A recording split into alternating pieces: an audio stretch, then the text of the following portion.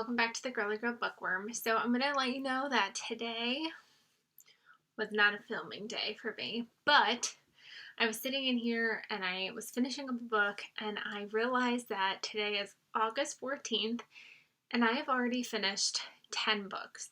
Now, I know this sounds kind of silly in the sense that I know that the next few weeks my reading is going to slow down tremendously because it's going to be the first few weeks of school. But I just felt like I needed to film this now because I feel like I don't want to forget what I have to say about these books. So we're just going to have this chill out video and talk. So I'm going to tell you, it's been a few days since I did my filming of my last videos. I still haven't read The Power Couple or Guncle. I'm still in the middle of them, but my brain doesn't necessarily want them right now. So again, they're just soft DNFs, but there's been no more progress made on these at all. In my wrap-up video for July, you've already seen the first book I finished, which was Force of Nature by Jane Harper, because I read half of it in July and I read half of it in August.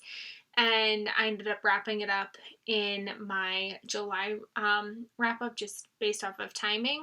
If you have not seen that video, I gave this 3 stars. I talk more about it in that video, like I said.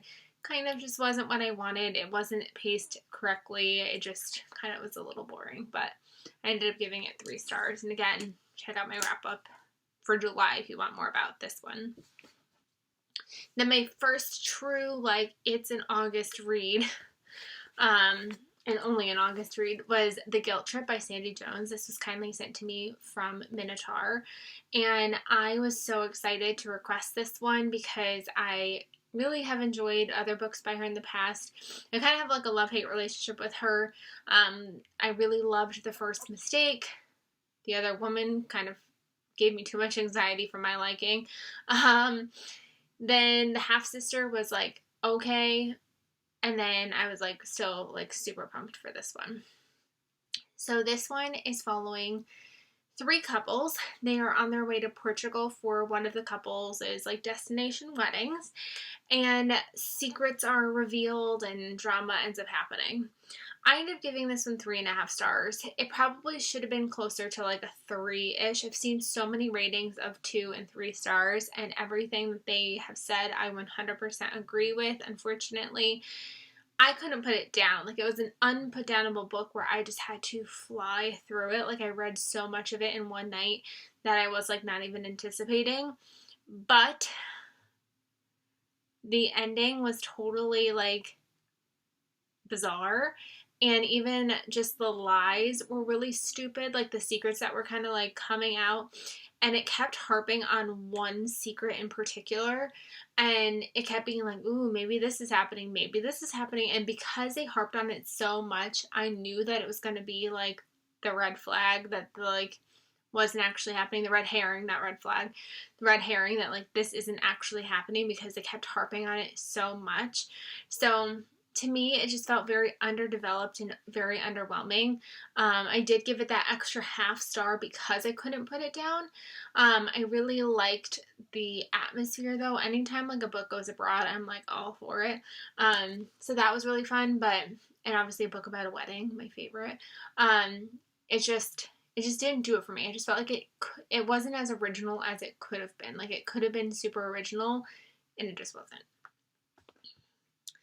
Then I went through a weird phase. I created this kind of TBR in my head, and this was on it, which is why I read this first. It came out August 3rd, so I knew I wanted to read it quickly. And then the next 4 books, well, basically none of these books were on my actual TBR. I think one ended up being. But the next 4 I read on my phone. Why? I have no idea.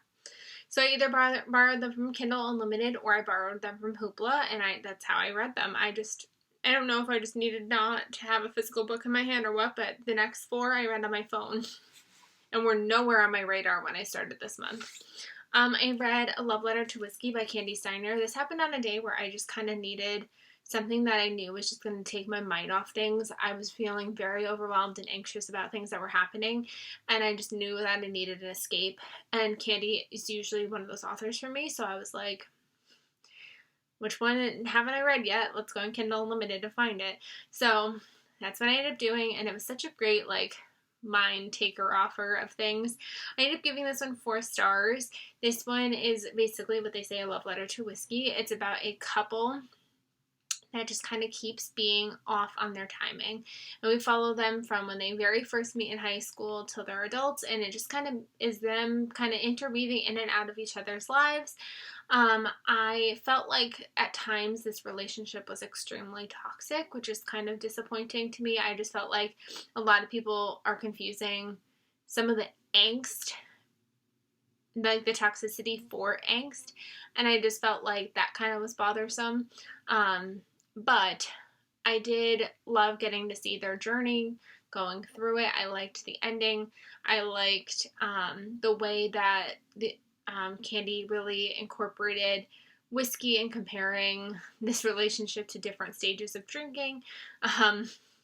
It would make sense if you read the book, but I know, I liked it. I just didn't love it. Like, this is one of those books that everybody raves. Like, usually this is everyone's, like, favorite Candy Steiner, and I just feel like I like her series more than I like her standalones, and I don't know why, but I just find that I like her series more than I like her standalones. But still a really solid read. Still glad I picked it up finally.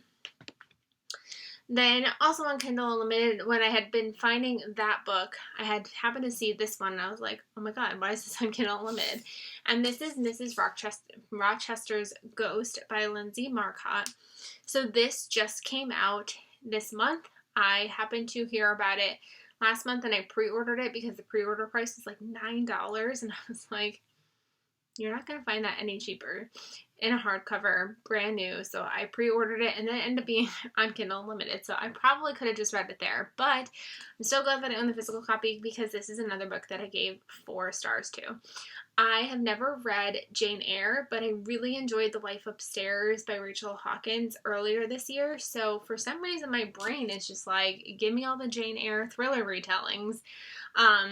So I picked this one up, and I really enjoyed it. We are following a girl who is kind of in a bad place where she's trying to figure out where to live and get money, and her friend ends up being like, hey, I like work for my cousin, I'm his chef, and he can use some help. His daughter needs a tutor. His wife passed away last year. Like, why don't you come do that? You can stay in the cottage on property.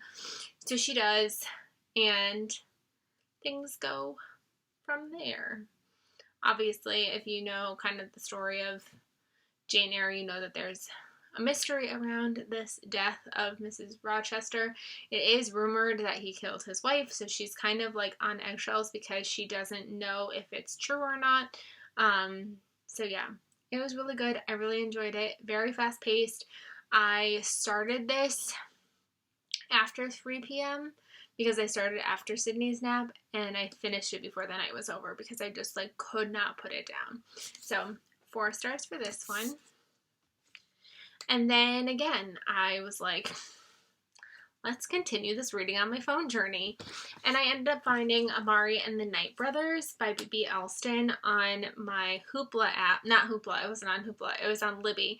And there was absolutely no wait for it. There was 1 copy and no wait, and I was like, so I picked this one up, and this is a middle grade novel, and I feel like it's been taking BookTube a little bit by storm lately, and this is the first book in a series. We're following Amari. She is just really trying to figure out what life looks like for her. She's a preteen. She's going to this, like, elite, like, special school, but basically she's there on scholarship, and nobody else really wants her there, because she's black, and so they're trying to get her basically out of the school because they don't like her, and her brother went missing, and so she's really like dealing with a lot. And one day she ends up getting she ends up seeing an email on her brother's computer, and it's like, a package is getting delivered today. So she's like, oh my god, what is this?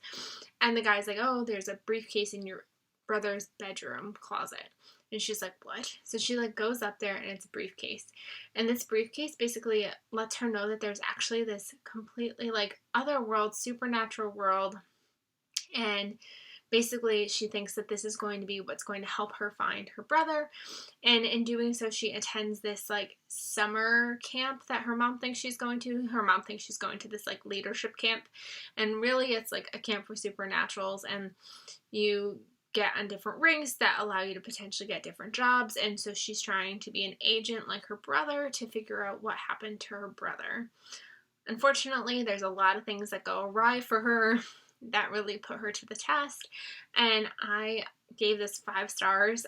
I cannot wait for the next book. This was another one that I read in one day. Basically, A Love Letter to Whiskey, Mrs. Rochester's Ghost, and this one I read all in one sitting because I just like couldn't get enough of these stories. They were so good. This one, like I said, I don't know, I just loved seeing her become so powerful within herself, from coming from really like doubting herself, thinking she's got no abilities, to seeing her really like kick butt, and trying to find her brother. And just there was different like tests and things that she had to do, and it was just really fun.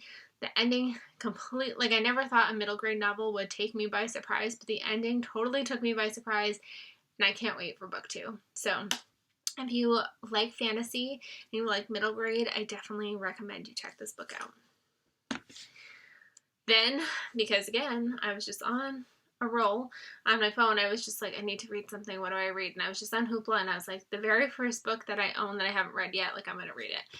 And that ended up becoming Desperate Measures by Katie Robert. This is the first book in the Wicked Villains series. And this is the most erotic book I've read in a really long time. This is definitely not a closed door romance. This one like throws those doors wide open. We are following this like kind of like new like present day world with Disney villains in it, and this is a story of Jasmine and Jafar and their little relationship. And the one thing that I will say, I gave this 4 stars. I could not stop reading it. And I immediately went and ordered book 2.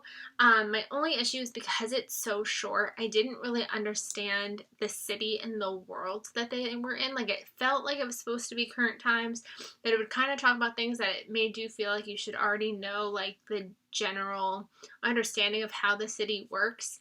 And I think part of it was because Jasmine is so sheltered that she doesn't really know herself how the world really works. But I'm hoping that as the series continues, we kind of understand what this world really involves, because at one point it's talking about like wanting other people's territories. So I'm like, I don't know. I didn't know what the world was like, but I ended up giving it 4 stars. I'm really intrigued to see what the next book entails. I think the next one is Hercules, who's in love with Hades, and Meg, so it'll be interesting, that's for sure. But I was really surprised to see that the library had this one, because it just felt like something that the library wouldn't have, but it was there. Then I finally left my phone alone and was like, you need to pick up a book physically. And I don't know what was calling me to this book, but I ended up picking up The Dinner List by Rebecca Searle. I really, really enjoyed In 5 Years by her, and I've had this one. I bought it technically first as a book of the month book, like way back when it first came out, and then I traded it without actually reading it, and then I had major regret and I bought it again. So I'm glad that I rebought it again, because it was a really interesting read. In this book, we are following our main character. She shows up to her 30th birthday dinner, and surprisingly, the people that are there are from a list that she made of 5 people, dead or alive, that she would like to have dinner with. And so there's her ex-boyfriend, her best friend, her professor, her dad, and Audrey Hepburn. So it definitely makes for an interesting night, and we're kind of following 2 different perspectives of what's happening at the dinner, plus like flashback memories of her living her life. I did not necessarily love our main character and like necessarily her journey of life, because I felt like she was very skewed. I feel like she learned a lot by the end, but like watching her live her life, I was kind of just like wanted to just like reach into the book and shake her. But I felt like it definitely had a good message and underlying why everything was happening. And I just thought it was a unique take of looking at life through this supernatural, magical realism dinner. So yeah, I ended up giving it 4 stars. I enjoyed it. I didn't love it as much as In 5 Years. I thought if it had made me cry, I would have given it 5 stars. Because I didn't really love the main character in 5 Years either. So I feel like if it made me cry, I would have given it 5 stars. But because I didn't cry, I ended up giving it 4. Now this next book I'm conflicted on. I finally picked up Cartiers Hope by MJ Rose. This has been on my shelf for over a year now. I think I bought it during the beginning of the pandemic last year, and I was really excited about it. Now, I think part of my issue with it is the fact that I went into it expecting it to be about the Hope Diamond, and the Hope Diamond does play its own part in here, but I felt like it's like one of those things where, like, I like to go into books blind and not know much. And sometimes that's really great and that helps you a lot, but sometimes it makes you go into a book with completely the wrong expectations. And in this case, I went into it with the wrong expectations. So we are following the Hope Diamond, but we are following our main character, Vera. Yeah, Vera. And she's part of, like, this, like, elite part of society. Her father used to own this big department store, so she's very well off, and this takes place in 1911 or 1910, 1911, 1912-ish. And her father has recently passed away. She is a woman who is a reporter. Her mom hates that for her. Her mom wants her to go get married and have babies and stop working. But she wants more for her life. And at this time, she finds out a secret that she kind of like wants to figure out more about. There's also the Hope Diamond that comes into the city, and there's kind of some looking at that because Cartier is kind of spinning this tale of it being extremely bad luck. So she kind of wants to know, is it actually bad luck? I just found this one hard because like I said, I went into it expecting Hope Diamond story, and I felt like it was more like feminist in nature of watching her trying to become a reporter and trying to solve this other mystery that had to do with something else than the Hope Diamond itself. Like I said, it had a part in it, but then I also found it confusing because she was all feminist about, like, not, like, she wants her career, she wants this, but then she ended up having her own little love story, which felt like it was kind of contradicting what her main message was. I don't know. And then there was, like, this whole part about trying to get equal rights for women reporters, and it took that whole spin, but then that never really got resolved. And every now and then it would, like, flash back to tell this, like, story about her past, but then I really didn't understand why it was relevant to the main story to begin with.